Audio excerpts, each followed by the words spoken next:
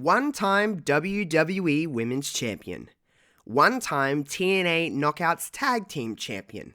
7-time TNA Knockouts Champion.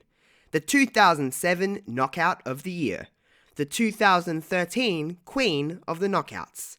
Ranked number 1 of the top 50 female wrestlers in the PWI Female 50 in 2012. TNA Hall of Famer Class of 2016. Since starting this series, I have been requested a multitude of women, but none more than this woman we are discussing today. Ladies, gentlemen, my non-binary friends, my name is Josh Robinson here for Love Wrestling, and today we're discussing the legacy of Gail Kim.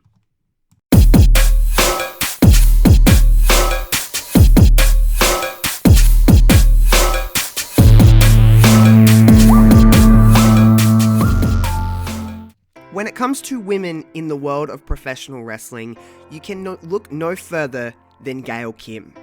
One of the greatest female athletes to ever do it. One of the greatest athletes to ever step foot inside a wrestling ring.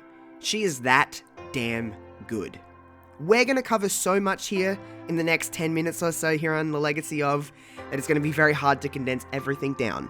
You're in for a wild ride. Let's deep dive into the career both in WWE and, of course, in TNA. Let's take a deep dive into the career of Gail Kim.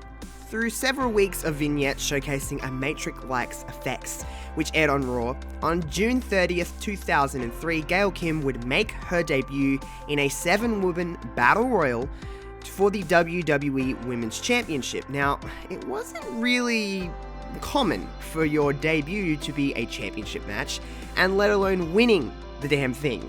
Of course, Gail Kim would become a women's champion on her very first night on Raw. She would hold the title for about 4 weeks before losing it to Molly Holly. Now, there's a lot to be said about Gail Kim in WWE and the interesting time she had both in her first and second run.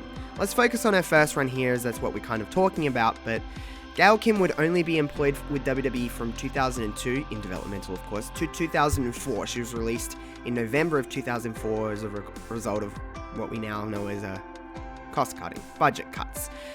It was a little bit of a shock considering how little they really did with Gail Kim after she kind of debuted, won the championship, and then was placed in this weird heel role with this like Mean Girls type of thing. It was just odd. It was really odd, her time in WWE up until 2004. Now, from the years of 2005 to 2007, Gail Kim would really start to show what she can actually do in the ring through her independence at the very beginning of 2005, but being signed by TNA. And TNA was really starting to shape its women's division, which of course we now know as the Knockouts division. TNA was doing things and giving more opportunities to women that perhaps WWE was not doing at the time.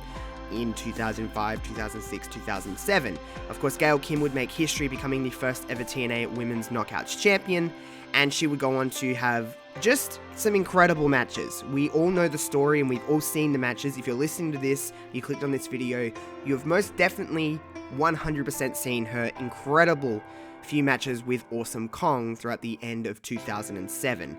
They really did things that women were not doing on a mainstream capacity in the industry. They just weren't doing that in WWE. TNA was trying to set itself apart. I've talked at length about the TNA knockouts and the importance of the TNA knockouts. I'll leave a little link in the description below for if you want to watch that video. But they were doing things that just no other woman in the mainstream wrestling world was getting the opportunity to do. They main evented an episode of Impact. You gotta remember, WWE was only main evented once by women in 2004, if you don't count Stephanie and Lita because of shenanigans and all of that kind of stuff. But they were doing things that WWE just wasn't giving their women the opportunity to do. It was a perfect opportunity for Gail Kim to show us how good she really is inside the ring. She was doing stuff that we weren't seeing from anybody at the time, man or woman. She was doing so much cool stuff throughout the years of 2005, 2006, 2007, and into 2008. Now, it would of course be in 2008 that she would make her return to WWE. I guess WWE saw the incredible work that Gail Kim was doing through her TNA time, and Gail had unfinished business. She was going, I could only imagine Gail Kim would be saying, alright, let's give this another try, let's really do this and go back to WWE and see what I can accomplish. So she was signed from 2008 to 2011, and I could just imagine that it wasn't the run that she really expected for her second run in WWE.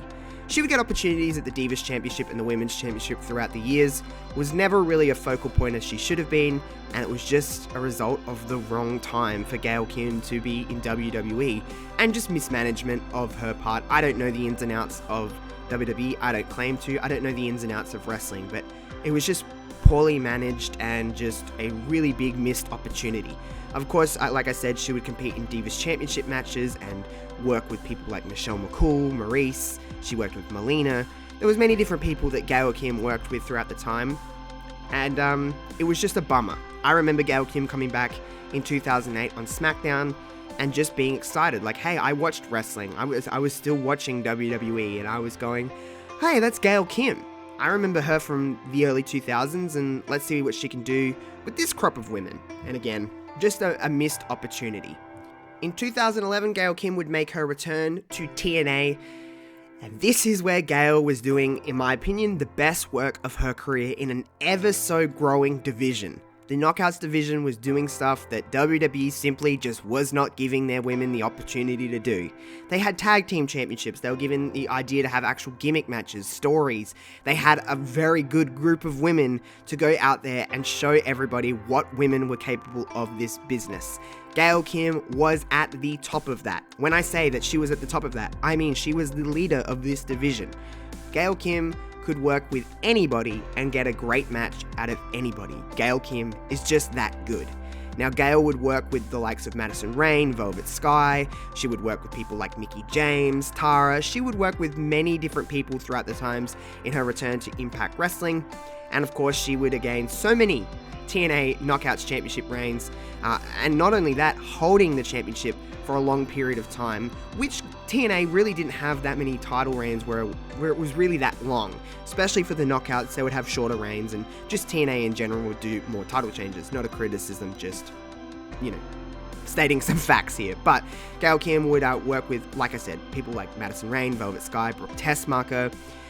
But I think what we all really want to talk about here, and when we talk about the legacy of Gail Kim, I think we need to talk about her amazing few matches with Taryn Terrell. Taryn Terrell would come into TNA in 2013 as a referee, and we didn't really know what to expect from Taryn. Coming from WWE as Tiffany, she was the ECW general manager, and she wrestled sparingly. She didn't really wrestle that much. It was really up to Gail and her to show us what really we were missing from women's wrestling on a mainstream scale, and Gail Kim and Taryn Terrell had a last knockout standing match at Slammiversary in 2013 that still, in my opinion, is one of the greatest women's matches in the history of wrestling.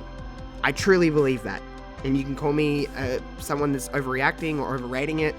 It's my personal opinion, it's all subjective, but that match is incredible for what they were given, and no titles, no nothing, just a story, which women were not getting at the time, regardless of company. They just weren't getting it. This match was incredible. They're going to have an epic ladder match just a few weeks later as well, and Gail Kim was showing us how great she was to show people that she can work with anybody. Like I said, a Taryn Terrell, who we really did not know we didn't know anything about Taryn Terrell when it comes to in the ring. We knew very little at the very least. Gail Kim did that. Gail Kim is an absolutely incredible talent that did so many things. Now, she would hold the TNA Knockouts Championship and the TNA Tag Team Championships throughout this time.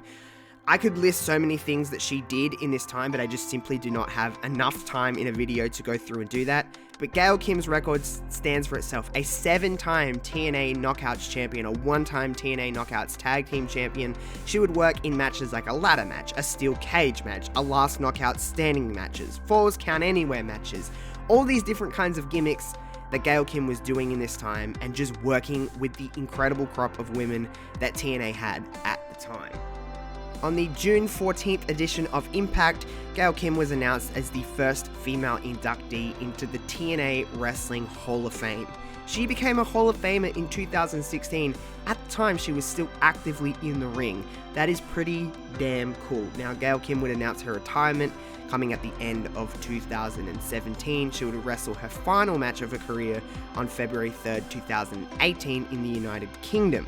Now, she would then go into a role with Impact Wrestling as a producer and an agent and trying to help the women's division grow within the company, not just as a performer. Now, she would, of course, come back and have a match with Tessa Blanchard, and that would be her final match ever. We really, Gail Kim has said many times on socials and in interviews that match with Tessa Blanchard would be her last. She noted back issues and other various injuries from years and years of wear and tear on her body, and finally kind of caught up to her and she said, hey, I want to live a nice life, and I don't want to be one that has aches and pains for the rest of my life. I just want to kind of live, and you can't really hate that at all. Selfishly, I wish Gail Kim was still wrestling, because holy moly, she is very, very good at professional wrestling. There's no other way to put it. She's just very good at the profession. Gail Kim, throughout her time, both in TNA and WWE, but mainly her TNA stuff, because she actually got the opportunity to work, she cemented herself as one of the greatest wrestlers ever. One of the greatest performers of all time. I don't think there's too much argument when I say this, that Gail Kim is the greatest knockout in the history of TNA, and I just think she was so ahead of her time. She is someone that I just have all the praise in the world for, of being so great and so amazing, and it's very obvious why this Legacy of was the most requested I've ever had. I have no other words to describe how great Gail Kim is. And that's going to do it for this episode of The Legacy Of. If you like today's episode, of course, go and hit that thumbs up so I know I'm doing a good job here on Love Wrestling.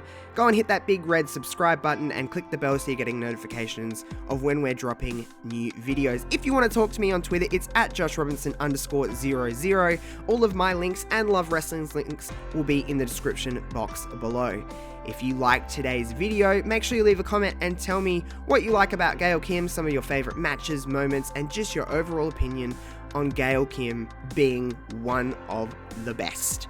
And of course, if you have any opinions or suggestions of what I should cover here on The Legacy Of, also leave them in the comments or get at us on Twitter. Again, all of the links are in the description below. New episodes of The Legacy Of drop every single Monday here on Love Wrestling's YouTube. So until next Monday, I'll see you on the next one. Peace out.